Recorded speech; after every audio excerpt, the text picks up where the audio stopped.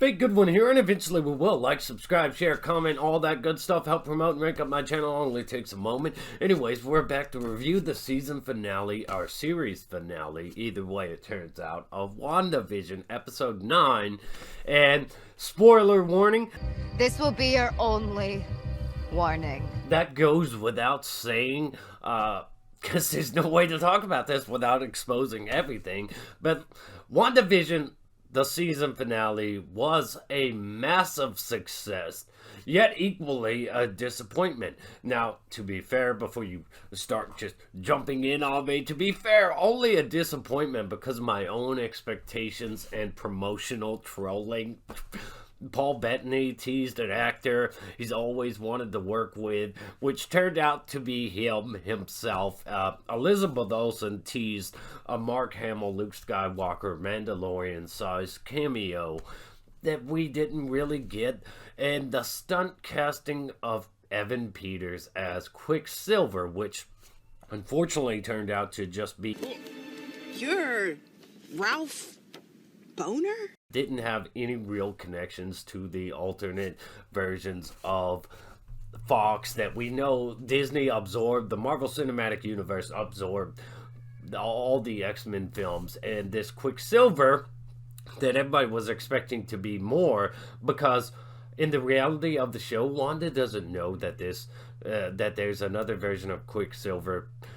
This guy is, and it just felt a bit too on the nose, transparent. That one really bothered me because it didn't pay off. It panned out for him to actually turned out to be Ralph this whole time, but has no overall connections to like the Fox X-Men that Disney absorbed and can use.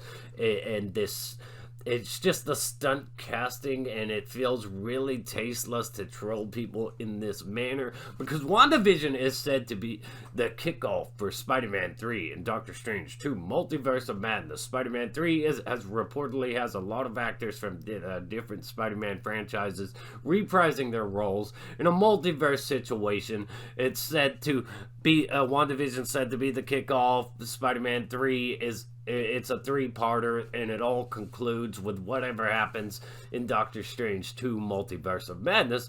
However, unfortunately, WandaVision did not actually set up any strong ties to Spider-Man 3. Whatever happens in Spider-Man 3, if she does have a strong connection to whatever's going on there, then unfortunately, you don't get that in this show. You don't get any of those strong ties or connections that I saw anywhere that would make them blend together incredibly well. It appears that we mostly just won't get those strong connections until Doctor Strange 2 Multiverse of Madness, due to the conclusion in this one. But with that said, let's go ahead and talk about the episode that's really just this family team up, Incredibles, Fantastic Four type episode. Really amazing, awesome action scenes. Let's talk about the positives. Previously on WandaVision. A lot of the things that I actually like, Vision going toe-to-toe with Vision. Haven't seen this much action from Vision since Age of Ultron. Even then, they would cut away from him because he's just so immensely powerful that you don't get as much Vision as you want in the Marvel Cinematic Universe. It's such a powerful character. It's hard to do him in an Avengers film and have the Avengers actually, you know, where he's needed that much, because the Avengers is an ensemble cast full of incredibly powerful characters that have their strengths and weaknesses in other areas, but Vision doesn't have many weaknesses in comparison to them and can hold a lot more on his own. So it was really great to get these awesome lengthy action scenes with him going toe-to-toe with the alternate Vision. I really enjoyed that. And beyond that, you got Wanda going toe-to-toe with Agatha in this way, in this manner, and it was really awesome to finally see like the strings cut from the town people, and to see how they feel, how they feel about all this stuff that Wanda's been doing to them. That was incredible, and it was an emotionally tormenting episode for Wanda in several different areas and ways. So the Vision's going toe-to-toe for it, that to conclude with them being able to reason with each other based on logic, it was incredible. That was the best conclusion, and I wonder where that Vision went and what's going to become of him.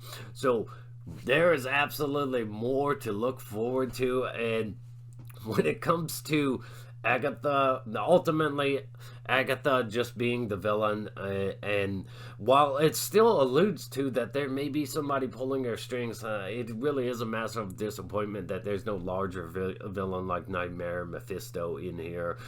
That maybe it will come up in Doctor Strange 2, but as it stands, without any of those expectations, if fans want to draw those own conclusions, draw those own explanations and suspicions and theories, stays true to itself in the show. So just throw out all those suspicions and stuff you have. This is really a great payoff. This toe-to-toe battle with Agatha trying to absorb Wanda's powers, and ultimately I knew that the runes would come into play when Wanda tricks Agatha into thinking she's got everything, but now she's powerless. And when she tells Wanda that she's so cruel or whatever, trapping her in there as this nosy neighbor in Westview, there's just so many incredible little moments in here. There's a lot of beautiful dialogue. Vision, Wanda, there's sort of poetic stuff as you know, Wanda knows what she has to do. She has to make this sacrifice for the people of Westview. She has to sacrifice her own children and her lover. And the dialogue you get from Vision in his final moments, it just amps you up for more. I mean, Paul Bettany as Vision, you cannot go wrong. Paul Bettany as Vision and Elizabeth Olsen as Scarlet Witch, finally getting full-blown costume, all that title, comic book character title, and the costume, the crown, that was incredible. That was awesome. You get some really amazing shots. Now, unfortunately, you don't get a lot of Darcy in here, but the moment you do get from Darcy in here, it's just fun, and it's what you expect from Darcy, and it's great. And then getting just not a whole lot of Monica, but enough in there to see what she's now capable of. Unfortunately, Wanda's kids are gone. I felt like those were great child actors. Next time we probably get anything of Wiccan and Speed, they'll be really aged up. I also feel like there was some great stuff in there for Jimmy Woo. They wrapped up the whole Hayward thing. Who knows if we'll ever see him again. But you never know. There could be a WandaVision season 2. This kind of family team up was absolutely incredible.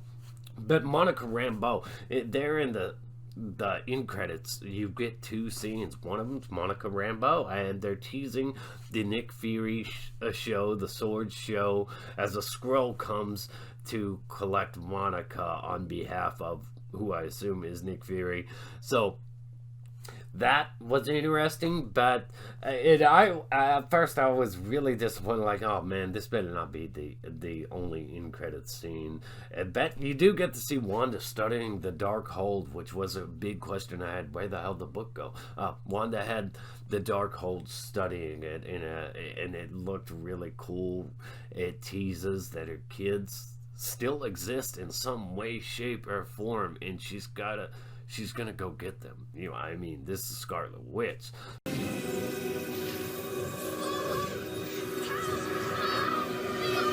Really, ultimately, the only disappointment in here is the expectations we've set for ourselves and some of their damn trolling. So, let's talk about the negatives. The negatives really are just the disappointments. Agatha ultimately being the bad guy, and there being nobody puppeteering her, or as in the conclusion, that's what we get. Even though there's still things that allude to there's more here than meets the eye, it doesn't pay off that way in the show. So as for now, it's just Agatha was the bad guy. There's nothing more to that, even though there likely is more to that that's going to come into play later in, like, Doctor Strange 2 Multiverse of Madness. But as it stands, not getting teased that there was somebody more behind this is disappointing. The Quicksilver thing is massively disappointing. When this one's said to have be the, like, start of the three-parter that Spider-Man 3 and Doctor Strange 2 are the follow-ups, and this one's said to have strong ties to that, but Quicksilver being a cop-out, a fietro, fake stunt casting of the same actor that played Quicksilver in the Fox films. You're Ralph Boner? That's really, really disappointing. Real missed opportunity right there, and I can't let them have that one. I cannot let them have one. Paul Bettany teasing that there's this other actor that he's always wanted to work with, and finally getting the chance to. That's just some trolling right there. I'm not going to take that one because I kind of suspected that maybe he was trolling in the first place, but the stunt casting of Evan Peters is the worst of the bunch, in not teasing anymore, not teasing there being something larger at play behind Agatha is a little disappointing, and ultimately it's just, there were a lot of great things in here, but there were some really disappointing ones, like the bunny, no payoff for the bunny, him just being a familiar that's never shown again. That's really disappointing. Couple of different things in here that just didn't set well with me, but emotionally it hit all the right beats, it hit all the right buttons. Action wise, visuals, pretty damn amazing, and I'd be very curious to see if we would actually get a WandaVision season 2 and what that would mean, where that would lead. Scarlet Witch is just so damn powerful and looking awesome in her costume, that with the crown especially. There's just so much in here to enjoy and love and take value, and this opens the doorway to so much more. I still suspect that, that white vision that's out there, Ultron, it could be a gateway for Ultron's return. But we'll have to see. Let me know your thoughts and opinions. How did you feel about this one? Did you like it? Did you hate it? Were you just really disappointed, or did you think it was great, and that the only reason to just be disappointment was for expectations, having your own suspicions and expectations, leading yourself astray from what they're actually doing in the show? Let me know your thoughts and opinions. Fake good one here. Eventually we will like, subscribe, share, comment, and I will be reviewing Falcon and Winter Soldier when it does come. I'm looking forward to that one. Also Loki, some things to look forward to. I'm going to be reviewing as many of these Marvel shows as possible. As long as they're good, I will stay on track with viewing them all. But like, subscribe, share, comment, all that good stuff. I want to hear everybody's opinions on this one. Stay awesome. Rock on.